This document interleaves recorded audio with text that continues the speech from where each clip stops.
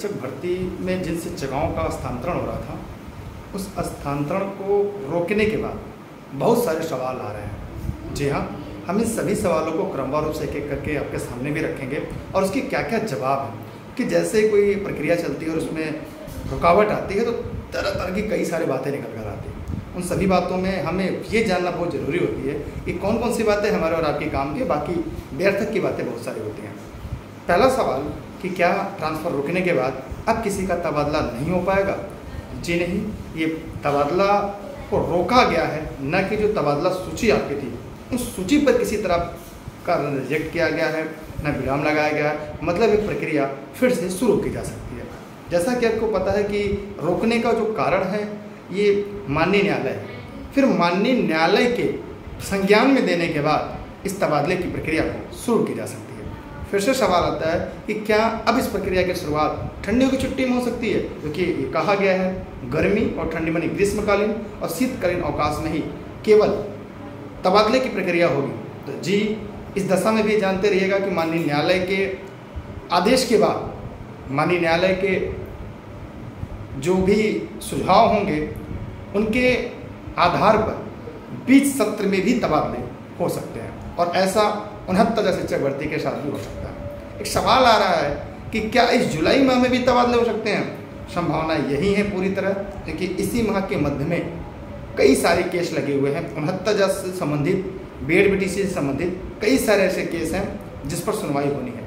उसमें ही इस बात से भी स्पष्ट हो जाएगा, यह बात भी स्पष्ट हो जाएगा कि 69 शिक्षक भर्ती के अभ्यर्थी शिक्षिकाओं का तबादला हो जाएगा। मतलब होने की प्रक्रिया गतिमान हो जाएगी। चल ही रही थी, बस केवल अपने जिले से कार्यमुक्त होकर अपने तबादले वाले स्थानीय जनपद में ज्वाइन करना था। तो यहाँ पर एक सवाल आ रहा है कि क्या नौकरियाँ भी किसी की जा सकती है? जी नहीं, देखिए यहाँ पर कुछ बातें साफ और स्पष्ट भी करना चाहिए, क्योंकि जो चयन सूची का मामला ये था कि फिर से चयन सूची बनाई जाए और चयन सूची बनाने के बाद उसमें भी कई सारे सवाल, कई सारे प्रश्न आ रहे थे कि जो मेरिट के बाहर होगा उनका क्या होगा, क्योंकि कई लोगों के जिले बदल जाएंगे और जब जिले में बदलाव होगा तो वो जिन जिले में जा रहे हैं वहाँ पहुँचेंगे, फिर वहाँ से वो तबादला लेकर अपने जिले में जा सकते हैं। एक प्रक्रिया हो गई। दूसरी बात ये हो रही है कि क्या जो मेरिट से बाहर होगी, देखिए उसमें जब पूरा जजमेंट पढ़ेंगे तो उसमें एक बात ये भी लिखा गया है कि सरकार चाहे तो उनके लिए भी कोई रास्ता निकाल सकती है। तो रास्ता का मतलब यही है कि किसी को नौकरी नहीं जानी है। अब 2.5 साल से नौकरी कर रहे हैं, 3 साल से नौकरी कर रहे हैं, 2.5 साल से तो आपकी नौकरी इतनी आसानी से नहीं जाएगी, अफवाहों को विराम लगेंगे। फिर एक सवाल आ रहा है कि क्या आपको त्वरित न्यायालय का रुख करना चाहिए? बहुत सारे लोग हैं कह रहे हैं कि हम कोर्ट से जाएंगे और अपना ऑर्डर करा के लाएंगे और ऑर्डर कराने के बाद अपना ट्रांसफ़र तबादला पूरा करेंगे। तो याद रहे कि अभी आपके पास समय, थोड़ा सा धैर्य रखिए। धैर्य रखने के बाद अगर ऐसा कुछ नहीं होता तो बीच का रास्ता तो है ही माननीय न्यायालय के शरण में देना। अगर अभी हाल फिलहाल में हम न्यायालय जाते हैं, हो सकता है आपके ऑर्डर को खारिज, मतलब आपके जो उसको खारिज कर दिया जाए, या ये भी हो सकता है कि कोई ऐसी टिप्पणी कर दी जाए जो आने वाली भर्तियों में या इस भर्ती पर भी किसी न किसी के साथ अहित हो जाए। तो कहीं ना कहीं आप सभी को, हम सभी को बैलेंस होकर चलना होगा, क्योंकि 69 शिक्षक भर्ती से जुड़ा प्रत्येक शिक्षक और शिक्षिका ये जानते हैं कि भर्ती संघर्षों से भरी थी और संघर्षों के साथ दामन पकड़कर चल रही है। आप लोग तो काउंसलिंग कराने के लिए पहुंचे हैं और आपको पता चला कि अब तो काउंसलिंग नहीं होनी है, आपकी काउंसलिंग पे रोक लग गई है, स्टे हो गया है। तो कई बार ऐसा हो चुका है, तो आप इसके लिए नए नहीं हैं, लेकिन हाँ दुख होता है, क्योंकि आप एक तरफ घर को जा रहे थे, अपने जनपदों की तरफ जा रहे थे, अपने परिवार के पास पहुंच रहे थे और अचानक से रोक दिया जाएगा, पूरी तबादला प्रक्रिया हो जाए। कुछ लोगों ने अपने सामान पैक करके भेज दिए, कुछ लोगों ने सामान पैक कर लिया था, कुछ लोगों ने अपने सामान अपने साथी मित्रों को सुपुर्द कर दिया। तो थोड़ा बहुत तो कष्ट होना है, लेकिन इसी का नाम तो जीवन है। विभाग आपके साथ है, माननीय सरकार आपके साथ है, क्योंकि उन्होंने आपको लिस्ट में जाने दिया। अगर ऐसा कुछ होता तो पहले ही आपको ट्रांसफर प्रक्रिया पर रोक लगा देते कि भैया सारे भर्ती प्रक्रिया के लोग सम्मिलित होंगे, लेकिन 69,000 के अभ्यर्थी इस भर्ती प्रक्रिया में सम्मिलित नहीं होंगे। मतलब इसमें सरकार और माननीय सचिव सर, इन सभी का कोई ऐसा नहीं है कि वो चाहते हैं कि आपके भर्ती प्रक्रिया को रोकना, उन पर लगाम लगाना। अगर ऐसा होता तो फिर शामिल क्यों करते हैं? सीधा कह देते 5 साल पुरुष महिला वाले या 3 साल पुरुष महिला वाले आवेदन कर पाएंगे, 3 साल महिला 5 साल पुरुष, ऐसे ही आप बाहर हो जाते आदेश से ही। लेकिन उनकी मंशा थी कि आप सभी महिलाएँ अपने अपने घर के नज़दीक पहुँचें, अपने अपने जिलों में पहुँचें। किंतु परंतु के साथ बहुत सारी बातें निकल कर आएंगी, लेकिन आप धैर्य रखिए, खुद पर भरोसा रखिए, अफवाहों को लगाम लगाइए। बहुत सारी खबरें फैल रही हैं, आप सुरक्षित हैं, आपकी नौकरी सुरक्षित है और आपके परिवार, आपके माता पिता, आपके इष्ट देव आपके साथ हैं। फिर भी आप इस तरह से क्यों भाग रहे हैं? एक और सवाल सबसे ज़्यादा आ रहा है कि सर अंतर जनपदीय जो म्यूचुअल था, पारस्परिक तबादला था, क्या वो भी इससे प्रभावित होगा? जी नहीं, जिले के अंदर जो थी वो इससे किसी तरह प्रभावित नहीं। जिले के अंदर आप एक छोर से दूसरे छोर पर जा सकते हैं, एक विद्यालय से दूसरे विद्यालय, मुंडी के बदले मुंडी आएगी। यहाँ पर किसी प्रकार से जिला कैडर आपका प्रभावित नहीं होने वाला है, इसलिए इस बात को लेकर अभ्यर्थी परेशान ना रहे।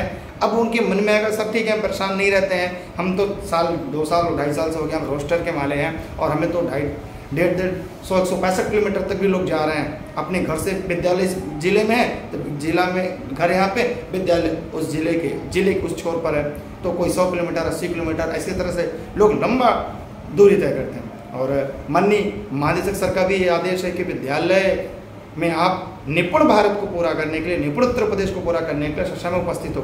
कहीं नहीं कि उस समय में कई बार होती है कि भाई राजमार्ग है, सड़कें हैं, इम्पट हो जाता है, लेकिन माननीय सरकार की भी मंशा थी कि आप नज़दीक पहुँचे। माननीय महानिदेशक सर भी चाहते थे कि आप उनके नज़दीक विद्यालयों के पहुँचे, इसलिए पूरी प्रक्रिया ऑनलाइन की गई, जो पूरी पारदर्शी परीक्षा है। आप सभी को शायद पता होगा कि प्रक्रियाओं में देरी हुई इसलिए कि अपात्र व्यक्ति का तबादला ना हो पाए, हमेशा पात्र व्यक्ति, योग्य व्यक्ति का ही तबादला हो। और आप जानते हैं योग्यता के पैमाने पर ही हमारी और आपकी नियुक्तियां भी हुई हैं, तो माननीय सरकार हमेशा योग्यता के पीछे चल रही है, किसी तरह 1 रुपये का कहीं भी हिलावाली नहीं है। आप व्यक्तिगत रूप से आप किसी को खुश होकर किसी व्यक्ति को दान कर देते हैं तो अलग बात है, वरना सारी प्रक्रियाएं धीरे धीरे ऑनलाइन हो चुकी है। ये तो पूरी तरह से अगर बात तबादला ही देखा जाए तो पूरी तरह से ऑनलाइन प्रक्रिया थी। एक सवाल आ रहा है कि सर जिन्होंने हस्तांतरण का लाभ नहीं लिया था उनका क्या मतलब लाभ तो मिल गया लेकिन लेना नहीं चाहते, तो वो म्यूचुअल में ट्राई करें। मतलब इस वर्ष जितने तबादले होंगे उसमें हिस्सा ले सकते हैं, अगले वर्ष से वो मांग नहीं कर सकते। मतलब अभी पारस्परिक अंतर्जनपदीय तबादला होगा ना, उसमें तबादला ले सकते हैं। दूसरा सवाल आ रहा है कि सर मैं किसी लीव पर थी और अब तबादले बाद लीव खत्म हो जाता है, लेकिन मैं फिर से अपने जिले में आ गई, तो क्या मैं अपने लीव पर रहूँगी? इसके लिए सचिव जी का भी आदेश आएगा और आपके जिला से भी आदेश आएगा। इसके लिए निश्चिंत रहें, आपकी जो लीव थी, जो कोई छुट्टियाँ थी, वो उसी क्रम में गतिमान रहेंगी जब तक के लिए आपने ले रखी थी। एक और सवाल आ रहे हैं कि सर हम महिलाओं के तबादले तिथि को, क्या कोई निश्चित तिथि जिस तिथि को हम तबादले के लिए जागरूक है, तबादले के लिए, हस्तांतरण के लिए हम डेट निश्चित मान लें? तो ये मान के चलिए यह माह जो जुलाई माह चल रही है इसके अंत तक, या यूँ कह सकते हैं कि इस बार का जो स्वतंत्रता दिवस है वह अपने गृह जनपद या आप स्थानांतरित जनपद में मना सकते हैं, इसकी प्रबल संभावना है।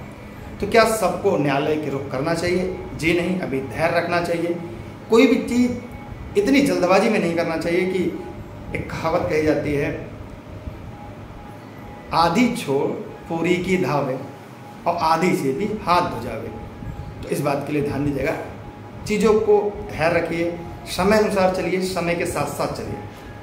बहुत सारे सवाल आपके आ रहे होंगे। मैं जनपद जौनपुर से हूँ और आप लोग कल से विद्यालय ओपन हो रहा है और हमारा आपका प्रयास होगा फिर से विद्यालयों में हमारे बाल भगवान आएँ और उनकी संख्या अधिकाधिक बढ़े, उसके लिए हमें और प्रयास करने की ज़रूरत है। और उम्मीद करते हैं आप जिन जनपदों में रहेंगे, जिन जनपदों में हैं, उन सभी जनपदों में आप अपना बेस्ट और बेहतर दे रहे होंगे। और आगे भी आपसे उम्मीद है कि आपका विद्यालय निपुण विद्यालय बनेगा, तो आपका न्याय पंचायत निपुण बनेगा, और न्याय पंचायत साथ आपका ब्लॉक निपुण बनेगा। और जब ब्लॉक निपुण बनेगा तो हम जनपद को भी निपुण बनाने से नहीं रोक पाएंगे। और जहाँ आपके जनपद निपुण हुए वहाँ से हमारा प्रदेश, उत्तर प्रदेश भी निपुण प्रदेश बनेगा।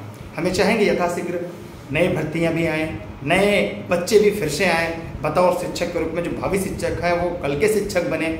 इसके लिए भी हम आपको भी मेहनत करना, और हम जब भी कोई मीटिंग में बैठक होती है हम कोशिश ये करते हैं अपनी बातें उन तक पहुँचाएँ। लेकिन बहुत सारे सवाल और प्रश्न ऐसे होते हैं जो विभागीय होते हैं, जो आप लोगों के बीच जितने भी डिलीवर किया जा सकते उतना होगा, कोशिश करिएगा। बहुत सारे अधिकारियों से बात करने के बाद ये बात स्पष्ट हुई कि बच्चों को परेशान, बच्चों का मतलब चाहे नए भर्ती के लिए तैयारी कर रहे हैं या जो वर्तमान में शिक्षक हैं और जिनका तबादले पर रोक लगी है, वो एकदम परेशान ना हो, अफवाहों को लगाम लगाएं और यथाशीघ्र आपके लिए उचित और न्यायपूर्ण रास्ता निकाला जाए ताकि आप अपने स्थानांतरित जनपदों को जा सकें।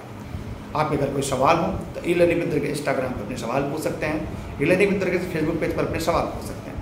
ई लर्निंग विद दुर्गेश का मतलब मेरा एक फेसबुक पेज है, वो ई लर्निंग विद दुर्गेश, तो आज एक गेस्ट के रूप में मैं आ जाता हूँ। दुर्गेश अशोक जायसवाल, उस पेज को भी फॉलो कर सकते हैं। कोई भी संबंधी सूचना होती है तो दुर्गेश अशोक जायसवाल पेज के माध्यम से, फेसबुक पेज के माध्यम से आप तक पहुँचाते हैं, तो उस पेज को फॉलो करिएगा। अगर अपने सवाल हो तो दुर्गेश जायसवाल सर इंस्टाग्राम पर है, वहाँ पर आप मुझे अपने सवाल पूछ सकते हैं। वीडियो को लोगों तक पहुँचाएगा, शेयर करिएगा, क्योंकि जिनका तबादला नहीं हो पाए वो किसी बात से लेकर अलग अलग बातों से परेशान है और हम नहीं चाहते आप किसी तरह से परेशान हो। तो आप धैर्य रखें, हम आपके साथ हैं, आपके परिवार, आपका इष्टदेव आपके साथ है, माननीय सरकार आपके साथ है, विभाग के सभी अधिकारी आपके साथ हैं। तो फिर धैर्य रखिए, देर है लेकिन अंधेर नहीं है।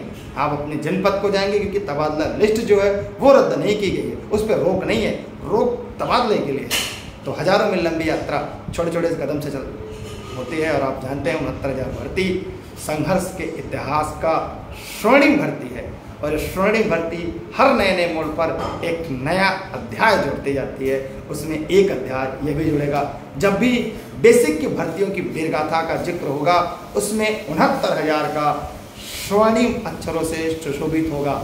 इसलिए हमें आपको गर्व होना चाहिए कि 69,000 भर्ती से है, जहाँ से बेसिक शिक्षा विभाग में एक नई क्रांति जन्म ली है, एक नई क्रांति दिखती है। और ऑनलाइन के दुनिया में अगर बेसिक का प्रवेश हुआ है तो उसमें 69,000 भर्ती को नकारा नहीं जा सकता।